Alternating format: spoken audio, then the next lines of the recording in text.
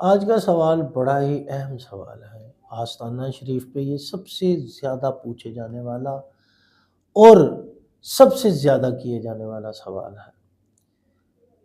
بچیاں آتی ہیں، بچے آتے ہیں، مرد آتے ہیں، عورتیں آتی ہیں، والدین بچیوں کے آتے ہیں، بچوں کے آتے ہیں، کہتے ہیں کہ جی ہمارا رشتہ، جن کو نا پنجابی چ توڑ نہیں چڑھتا، رشتہ ہو تو جاتا ہے، منگنی بھی ہو جاتی ہے، لیکن شادی تک نہیں پہنچتی۔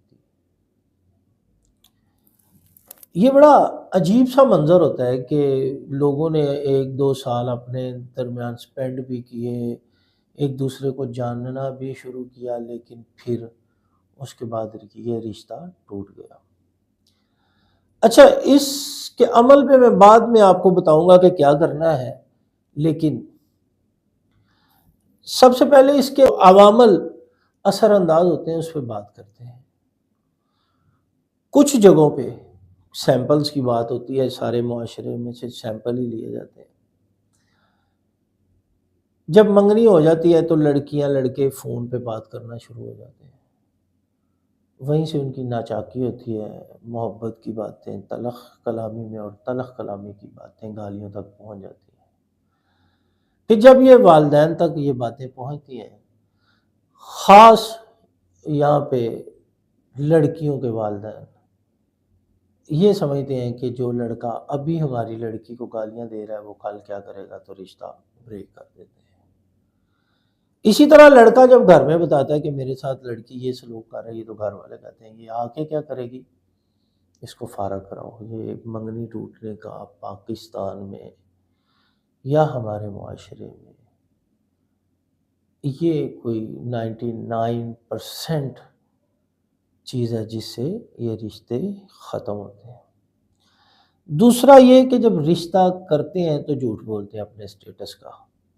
جب فیملیاں آپس میں ملتی ہیں تو پتہ چلتا ہے کہ یار انہوں نے تو سوا سیر بتایا تھا، یہ تو پاؤ بھی نہیں ہے، تو تب بھی رشتہ ٹوٹ جاتا ہے۔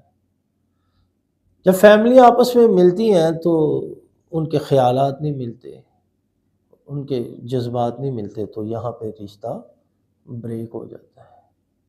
یہ بڑی اہم بات ہے کہ جب ہم رشتہ کر لیتے ہیں تو رشتے اور نکاح یا شادی کا ڈیوریشن بہت لمبا ہو جاتا ہے۔ والدین کہتے ہیں کہ لڑکی کے والدین کہتے ہیں کہ ہم جہیز کا سامان بنا لیں، لڑکے والے کہتے ہیں ہم اپنی تیاری کر لیں۔ ان دونوں کی تیاری میں یہ ٹائم بہت لمبا ہو جاتا ہے، اسی میں رشتہ داروں میں بہت سی ایسی باتیں نکل آتی ہیں ان دونوں پارٹیوں کے درمیان میں جو رشتے کے کلیش کا سبب بنتی ہیں۔ چھوٹی چھوٹی سی باتیں ہوتی ہیں، عید آ گئی، شب رات آ گئی، ہم نے آپ کے لڑکے کو 1000 روپیہ دیا تھا تو آپ نے ریٹرن میں ہماری بچی کو 500 روپیہ دیا ہے، یا ہم نے آپ کی بچی کو 1000 روپیہ دیا تھا، آپ نے ریٹرن میں 500 روپیہ ہمارے بچے کو دیا ہے۔ یہ مثال دے رہا ہوں۔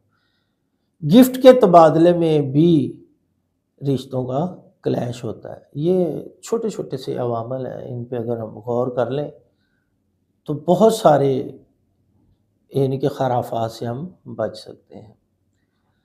اس کا حل یہی ہے، اب میں اس کے سلوشن کی طرف آتا ہوں کہ آپ نے کرنا کیا ہے۔ لفظ ہے یا ودود،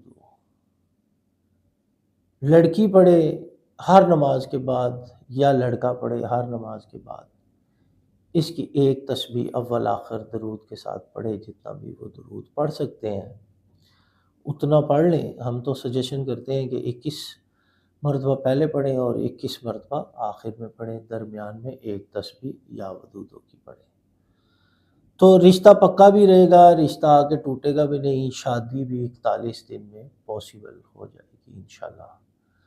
اور اگر کچھ ایسے عوامل ہیں کہ شادی 41 دن میں نہیں ہوتی تو رشتہ کم از کم نہیں ٹوٹے گا، پکا رہے گا۔